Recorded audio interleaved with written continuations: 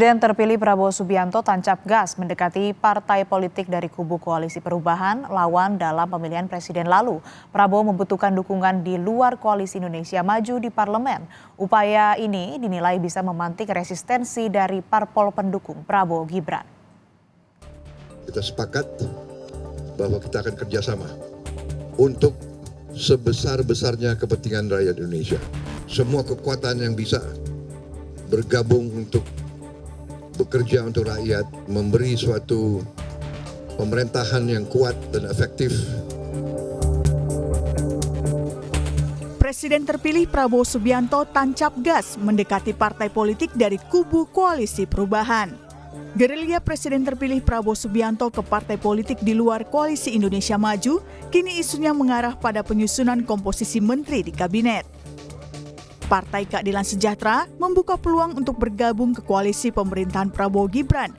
Sekjen PKS Abu Bakar Al-Habsyi memberi sinyal akan bergabung dan mendukung pemerintahan Prabowo Gibran 5 tahun ke depan. Tunggu saja nanti, kan udah pada kebagian, tinggal PKS nanti juga kebagian juga. Sudah dialog, tinggal diatur jadwal. Segera. Ikan cepat, ikan gabus lebih cepat. Bagus.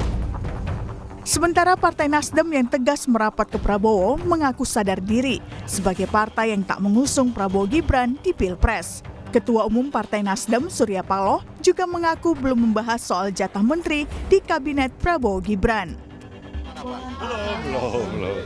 Belum ada. Dan kita nggak membicarakan hal itu. Tapi kalau dari internal sendiri Pak, gimana Pak? Dari internal nggak ada juga masalahnya. Kita memang menyadari siapa kita. Sementara Partai Demokrat yang berada dalam Koalisi Indonesia Maju mengingatkan pentingnya soliditas koalisi. Ketua Umum Partai Demokrat Agus Harimurti Yudhoyono mengaku tak masalah jika Prabowo merangkul partai politik lain untuk bergabung dalam koalisi. Namun, AHY mengingatkan, ini bukan soal besar-besaran koalisi, tapi bagaimana menjaga koalisi jangan sampai rontok di tengah jalannya pemerintahan.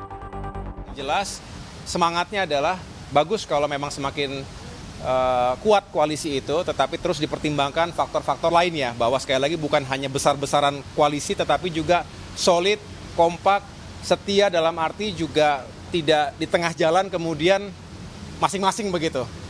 Karena dalam perjalanannya kita juga tahu awalnya kompak kemudian di tengah jalan bisa rontok satu persatu. Nah inilah sebetulnya yang kita butuhkan, stabilitas koalisi. Jadi bukan hanya di awal, bukan hanya di tengah, tapi juga sampai dengan akhir. Sebelumnya, Wakil Presiden terpilih Gibran Rakabuming Raka memastikan Prabowo akan merangkul semua kontestan Pilpres 2024.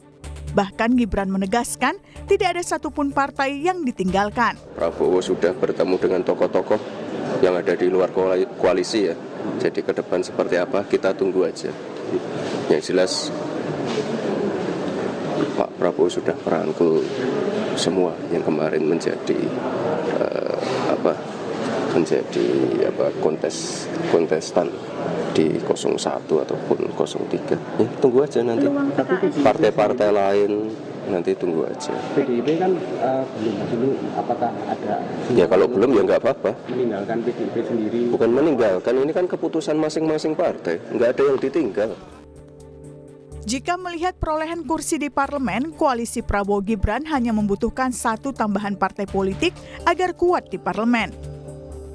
Berdasarkan data KPU RI, Partai Golkar memperoleh 102 kursi, sementara Partai Gerindra 86 kursi, PAN 48 kursi, Demokrat 44 kursi. Sementara Nasdem dan PKB memperoleh 69 kursi dan 68 kursi. Koalisi Prabowo Gibran akan menguasai Senayan dengan mengisi 417 kursi jika PKB dan Nasdem merapat ke koalisi. Tentu koalisi besar di Prabowo Gibran sah-sah saja selama masih ada parpol penyeimbang di luar pemerintahan yang mengawasi kebijakan pemerintah. Tim Liputan, Kompas TV.